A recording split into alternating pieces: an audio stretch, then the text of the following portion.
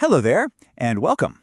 If you've ever been a little curious about the internet, or maybe even felt a bit hesitant about it, you are in exactly the right place. We're just going to take a calm, simple journey together to figure out what this whole thing is all about. No pressure, no confusing tech talk, just a nice, gentle guide. So, let's get started. Here's a little roadmap of what we'll be walking through. First, a gentle welcome, of course. Then we'll get into what the internet is and, why it's actually useful. We'll touch on how it works in a super simple way, talk about staying safe, and then finish up with your confident next step.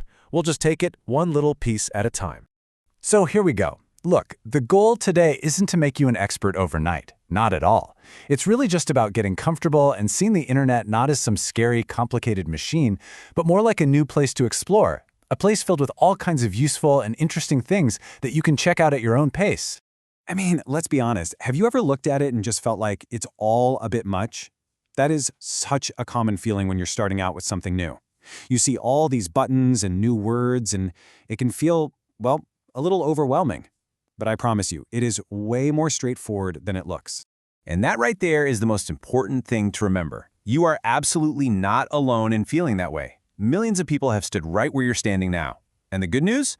Underneath it all, the big ideas are actually pretty simple. And that's exactly what we're going to focus on today. All right, so let's get into the heart of it. What is the internet, really? And, maybe more importantly, why might you actually find it helpful in your day-to-day life? At its core, this is all it is, seriously. Just picture a giant, invisible web that connects computers all over the entire planet. That's it. That's the big idea. It's just a way for all of these computers to talk to each other and share information, like instantly. Here's a really easy way to think about it. Imagine a giant public library where you can find information on literally anything you can dream of. And now imagine it's also a global post office where you can send a letter to someone on the other side of the world and have it arrive in the blink of an eye. The internet is both of those things rolled into one. So what does that actually mean you can do? Well, you can send and receive digital letters, what we call email. You can read your local newspaper or news from anywhere in the world. You can watch videos, you can see photos from your family and friends, and you can even do things like securely manage your bank account right from your own home. It's really become a tool for everyday life. Okay, so now for the part that I know can sometimes seem a little intimidating. How does it all happen? I promise we are not going to get into any of the technical stuff. No wires, no code. We're just going to look at the simple, basic idea of it. It honestly just boils down to these three little steps. First, you ask a question, and you do that simply by clicking on something with your mouse. That's your question. Second, that little request instantly zips through that worldwide network we talked about. And third, the answer comes right back to your screen. That's the whole magic trick. A click is a question, and the screen shows you the answer. Let's go back to that library idea. It's really just like walking up to a librarian, asking for a book on gardening, and having it just appear in your hands that very second. You don't need to know how the librarian found it so fast.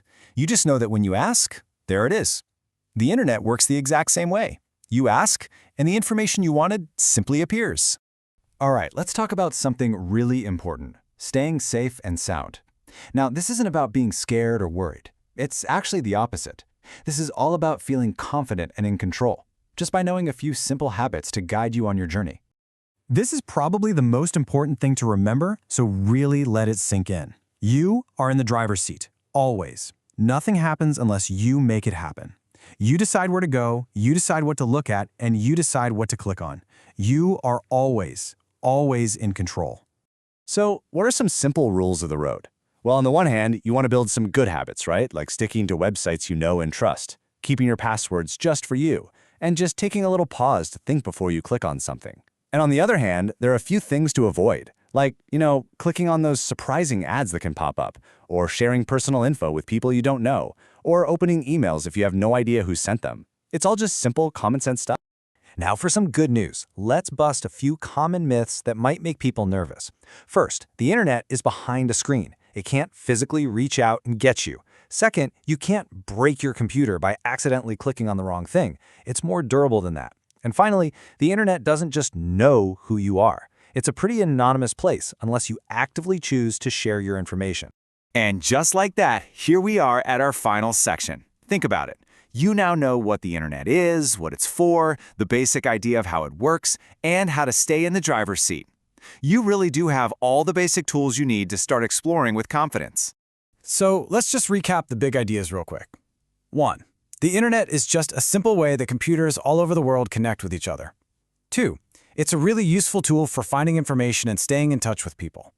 3, and this is the big one, you are in control of your online safety.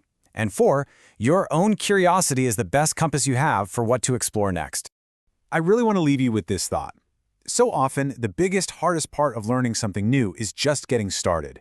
And by taking the time to watch this with me, you've already taken that first most important step. And you should feel really good about that. So I'll just leave you with this one little question to ponder. Now that you have a better feel for things, what's one thing you're curious about? Maybe it's looking up information about a hobby you love. Maybe it's finding a recipe or watching a video of your favorite singer. Whatever it is, that little spark of curiosity is where the whole journey begins. Happy exploring!